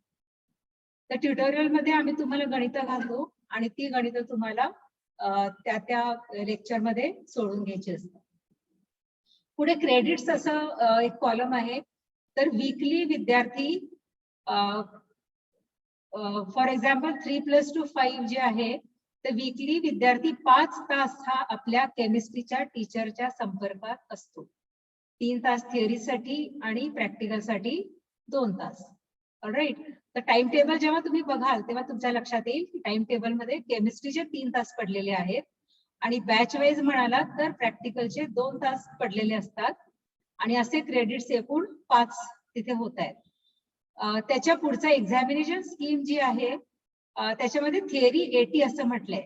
आता थिअरी म्हणजे थिअरी एक्झाम, तर एंड टर्मला जी एक्झाम असते थिअरीची ती 80 मार्काची असणार आहे. TS म्हणजे टेस्ट, तर युनिट टेस्ट 2 असतील, त्या 20-20 मार्कांच्या आहेत आणि त्याचा ऍव्हरेज इथे पकडण्यात येतं. पुढे PR लिहिले बघा, केमिस्ट्रीच्या पुढे PR, राईट, इंजिनिअरिंग केमिस्ट्रीच्या पुढे PR आहे. तर 50 लिहिलेलं आहे. 50 म्हणजे 50 मार्काची प्रॅक्टिकल एक्झाम आणि पुढे I जो आहे याचा अर्थ इंटरनल एक्झाम असा अर्थ होतो. ऑलराईट, पुढे OR म्हणून आहे, ओरल. तर काही विषयानं ओरल असू शकते, तर ज्या विषयानं ओरल आहे ते त्या विषयापुढे तुम्हाला दिसेल. ऑलराईट, तर हे तुम्हाला कोर्स कोड्स आणि कोर्स अब्रिव्हिएशन हे चांगले लक्षात ठेवायचे आहेत. ऑलराईट, त्याच्यानंतर टाइम टेबल कसं वाचायचं ते आपण पाहूया. तर बघा इथे सगळा एवढा मोठा टाइम टेबल बघितले की आपला गोंधळ उडतो. हा गोंधळ एवढ्यासाठी उडतो की आपल्याला अजून रोल नंबर्स मिळालेले नाहीयेत. संपूर्ण प्रवेश प्रक्रिया झाल्यानंतर सिव्हिलचे 3 डिव्हिजन्स होतात, सिव्हिल A-B-C. तर रोल नंबर प्रमाणे 3 वर्गांमध्ये आम्ही त्यांना विभागतो. मेकॅनिकलचे 3 वर्ग होतात, इलेक्ट्रिकलचा एकच वर्ग असतो, IT चा एकच वर्ग असतो, मेटाचा एक वर्ग असतो आणि ENTCचे 2 वर्ग होतात, ETA आणि ETB. तर ही जी प्रोसेस आहे ही रोल नंबर्स मिळाल्यानंतर पूर्ण होणार आहे. ओके, तर तात्पुरतं तुम्ही हे जे वेळापत्रक आहे हे फक्त जर तुम्ही मेकॅनिकल असाल तर मेकॅनिकल A-B-C यापैकी कोणतेही एक लिहून घ्या आणि तेवढंच टाइम टेबल आपल्या वहीमध्ये वेगळं लिहून घ्या. म्हणजे दरवेळी तुम्हाला हे डोळ्याला त्रास होणार नाही, कारण आपण मोबाईलवर आता हे सगळं बघणार आहे. तर फक्त मेकॅनिकलचं तेवढाच आपल्याला हॉरिझॉन्टल रो आहे ती पकडायची आहे आणि ती तुमच्या वहीमध्ये लिहून घ्यायची आहे. ऑलराईट, जिथे असे 2 तासाचा स्लॉट दिसतोय ना तिथे प्रॅक्टिकल असं समजायचंय. तर अजून बॅचेस नाही आहेत त्याच्यामुळे संपूर्ण वर्गाला एकच स्लॉट आपण दिलेला आहे. फॉर एक्झाम्पल EDA चे प्रॅक्टिकल GEDA, ओके, 2 तास. पण जेव्हा खरोखर रोल नंबर पडतील तेव्हा तुमच्या बॅचेस होतील, M1, M2, M3, M4, M5, M6 आणि असे 20-20 मुलांच्या साधारणपणे आपल्या बॅचेस असतात आणि बॅच वाईज टाइम टेबल जे आहे ते नंतर डिस्प्ले होणार आहे. तर जसं तुम्हाला माहिती आहे की सध्या आपण ऑनलाईन पद्धतीने शिकणार आहोत, तर प्रत्येक टीचर जो आहे तो आपली लिंक जी आहे ती त्या वेळी म्हणा ग्रुपवर पोस्ट करत राहील त्यासाठी तुम्ही सगळ्यांनी व्हॉट्सअप ग्रुपला जॉईन होणं अत्यंत महत्वाचं आहे. व्हॉट्सअप ग्रुपवर येणारी प्रत्येक सूचना नीट वाचायची आहे, प्रत्येक लिंक फॉलो करायची आहे. त्याच्यानंतर काही महत्वाचे फोन नंबर्स आधेमध्ये दिले जातात. फॉर एक्झाम्पल टेस्टच्या वेळी काही जर प्रॉब्लेम आला तर परीक्षा विभागाशी आपल्याला संपर्क साधायचा असतो. ते फोन नंबर्स तिथे दिलेले असतात. तर तुम्ही लिहून घ्या ते आपल्या वहीमध्ये, कारण दरवेळी कसं होतं की दर 8 दिवसांनी कोणीतरी फोन नंबर मागतो. तर असं करू नका. सारखं सारखं करायला आम्हालाही मग त्रास होतो, कारण आम्हालाही ते शोधत बसावं लागतं. शक्यतो पर्सनल मेसेजेस टीचर्सना तुम्ही करू नका. अर्थात गणित सोडून तुम्ही आम्हाला पाठवू शकताय. चूक आहे का बरोबर आहे हे तुम्ही विचारू शकता. जर तुम्ही आम्हाला कॉल करणार असाल तर शक्यतो ऑफिसच्या वेळेमध्ये म्हणजे 10 ते 6 या वेळेत फोन करा. अगदीच रात्री 10:30ला कोणती तरी शंका विचारली आहे वगैरे असं करू नका. हे लक्षात घ्या की आमची पण फॅमिली आहे आणि आम्ही कॉलेजमधूनही ऑनलाईन शिकवत असतो आणि शिवाय आम्ही घरी जाऊनही ऑनलाईन लेक्चर्सची तयारी करत असतो. शिवाय आमच्याही फॅमिलीज आहेत. तर हे कृपया सगळ्यांनी खरं लक्षात ठेवायचंय. प्रत्येक विद्यार्थ्यांनी व्हॉट्सअप ग्रुप जॉईन होणं अत्यंत आवश्यक आहे. अन्यथा तुमच्यापर्यंत सूचना मिळणार नाहीत आणि सूचना मिळाली नाही म्हणून एखादं लेक्चर जर बुडालं तर त्याला तुम्ही स्वतः जबाबदार असणार आहे. क्लास टीचर्सची नावं जी आहेत ती एकदा जेव्हा क्लासेसमध्ये आपण जाऊ सिव्हिल ए सिव्हिल बी मध्ये जेव्हा बायफर्केशन होईल तेव्हा क्लास टीचरची नावंही तुम्हाला ग्रुपवर डिस्प्ले करण्यात येतील. तर लिंक्सवर लक्ष ठेवा, सगळ्या नोटिसेसवर लक्ष ठेवा, सगळ्या लिंक्स जॉईन करा आणि शक्यतो लाईव्ह लेक्चर्स अटेंड करा. बऱ्याचदा असं होतं की एका घरामध्ये 3 भावंड शिकत असतील आणि एकच फोन घरी असतो, त्यामुळे सगळ्या विद्यार्थ्यांना तो फोन, घरातल्या सगळ्या मेंबर्सना तो फोन नाही वापरता येत आणि सगळेजण एकाच वेळी ऑनलाईन लेक्चर नाही अटेंड करू शकत. शिवाय डेटा पॅकचे तुमचे प्रॉब्लेम्स आहेत. सगळ्यांच्याकडे लॅपटॉप्स नाही आहेत. बऱ्याच खेड्यांमध्ये लाईटचा प्रॉब्लेम आहे. बऱ्याच ठिकाणी तुम्हाला इंटरनेटचा प्रॉब्लेम आहे. त्या सगळ्यांची जाणीव आम्हाला आहे. त्याच्यामुळे आम्ही काय केलंय की छोटे छोटे व्हिडिओज युट्यूबवर करून आम्ही टाकलेले आहेत आणि ते स्वतः व्हिडिओ आम्ही केलेले आहेत आणि त्याचे लिंक्स आम्ही तुम्हाला टाकत राहतो. युट्यूबवर व्हिडिओ करण्यामागे हेतू असा आहे की ते व्हिडिओज तुम्ही वारंवार बघू शकता आणि जेव्हा अडचण येईल तेव्हा तुम्ही ते व्हिडिओज पुन्हा पुन्हा बघू शकता. तर सगळ्यांना परत आणखीन एक रिक्वेस्ट अशी आहे की प्रत्येक विषयाला प्लीज प्लीज प्लीज वेगवेगळी वही घाला. एकाच वहीमध्ये सगळी खिचडी करू नका. गणितामध्ये स्पेशली 2 सेक्शन आहेत. दोन्ही सेक्शन मध्ये वेगवेगळे चॅप्टर सुरू असतात. एका पाठोपाठ एक जर तुम्ही लिहित गेला तर तुम्हालाही अभ्यासाला त्रास होणार आहे. तर त्याच्यामुळे तुम्ही काय करा, वेगळ्या वेगळ्या सेक्शन वाईज सुद्धा वह्या करू शकता. ट्युटोरियलसाठी वेगळ्या वह्या तुम्हाला कराव्या लागतील आणि आम्ही जेव्हा सांगू तेव्हा तुम्ही ते सबमिट करायचे आहेत. ऑलराईट. तर अशा पद्धतीनं आपण शासनाचे निर्देश येईपर्यंत ऑनलाईन पद्धतीने आपलं हे शिकवणं जे आहे ते चालू राहणार आहे. तर 20 तारखेला मला वाटतं आपला शेवटचा राऊंड संपणार आहे. तर त्याच्यानंतर लगेचच तुम्हाला रोल नंबर दिले जातील आणि मग ABC डिव्हिजन्स मध्ये तुमचं जे बायफर्केशन आहे ते होणार आहे आणि मग तुम्हाला क्लास टीचरची नावही कळणार आहेत. तर तोपर्यंत आम्ही बॅच वाईज प्रॅक्टिकल अजून घेत नाही आहोत आणि अजून आम्ही खरं म्हटलं तर प्रॅक्टिकलला सुरुवातही केलेली नाहीये. ज्या जर वर्कशॉपनी वगैरे सुरू केलं असेल तर वेल अँड गुड. तर अशा पद्धतीनं तुम्ही अभ्यास करायचा आहे.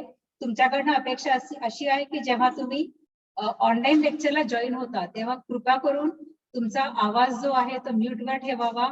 वारंवार आम्हाला सांगायला लागू नये. शक्यतो तुमचा व्हिडिओ ऑन असावा, पण त्या व्हिडिओमध्ये सुद्धा तुम्ही प्रेझेंटेबल असायला हवं, ही काळजी तुम्ही घ्यायची आहे. त्याच्यानंतर गप्पा मारता मारता टीव्ही बघता बघता प्लीज लेक्चर अटेंड करू नका. शिवाय काही PDF फाईल्स आम्ही शेअर करतो त्या वहीमध्ये लिहून काढा आणि लक्षात ठेवा की गणित सारखा विषय, मी गणिताबद्दल जास्त बोलतेय कारण मी गणित शिकवते. तर गणितासारखा जो विषय आहे तो जोपर्यंत तुम्ही हाताने लिहिणार नाही तोपर्यंत तो तुमच्या डोक्यात अजिबात येणार नाही. तर नुसतं वाचून आणि व्हिडिओ बघून गणित नाही शिकता येत आपल्याला. तर प्लीज आपली वही जी आहे ती लिहायला सुरू करा. वहीमध्ये मध्ये मध्ये व्हिडिओ पॉज करून सुद्धा तुम्ही लिहू शकता. त्यात व्हिडिओमध्ये जर काही शंका असेल तर मात्र तुम्ही कॉल करा, पण प्लीज कॉल हा ऑफिसच्या वेळेमध्ये तुम्ही करा. एखादं गणित आमचंही चुकू शकतं, we are not gods, right. आणि कधी कधी गणित आम्ही इंटेन्शनली पण चुकवतो, की तुम्हाला कळलंय का नाही हे बघण्यासाठी. तर अशी जर काही गोष्टी तुमच्या लक्षात आल्या तर निदर्शनास आणून द्या. तर एवढं म्हणून मला वाटतं की तुम्ही सगळ्यांचं आमच्या कॉलेजमध्ये स्वागत आहे. ऑफलाईन लेक्चर्सची आम्हालाही प्रतीक्षा आहे, कारण अशा पद्धतीने शिकवणं मलाही आवडत नाहीये. जोपर्यंत विद्यार्थी समोर नाही आणि ज्याचा चेहरा जोपर्यंत कळत नाही तोपर्यंत त्याला समजलंय का नाही हे सुद्धा आम्हाला समजत नाहीये. हे वन वे टॉक होतोय.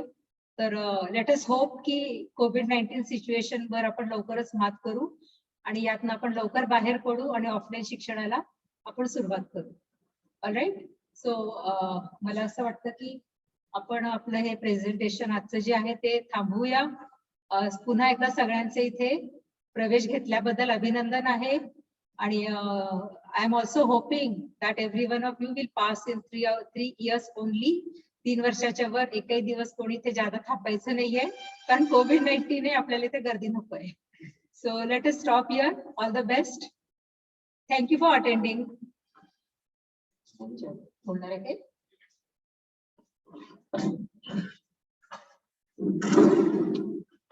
Thank you madam. सर्व विद्यार्थ्यांना अपेक्षित आम्ही असं धरतोय की हे ओरिएंटेशन जे आहे हे व्यवस्थित समजलेलं असेल. विद्यार्थी मित्रांनो, शैक्षणिक कामकाजाच्या दृष्टीने जेवढ्या काही सूचना असतील त्या अतिशय व्यवस्थित डेलिबरेटली तुमच्यापर्यंत पोहोचवल्या जातील. विद्यार्थ्यांनी त्याबाबत कोणतीही मनामध्ये शंका बाळगू नये आणि ज्या सूचना आहेत त्या सूचनांचं अवलोकन करून त्या पद्धतीनं आपण आपलं काम कार्यवाही पूर्ण करणे अपेक्षित आहे. धन्यवाद मित्रो. पुन्हा सर्वांनी हा सेशन अटेंड केल्याबद्दल सर्वांचे मनापासून आभार. सर्वांचे यंत्र अभियांत्रिकी विभागामध्ये प्रवेश घेतल्याबद्दल पुन्हा एकदा मनापासून आभार व्यक्त करतो आणि आजची मीटिंग आज इथे थांबवतो. Thank you very much. Stay healthy, stay safe.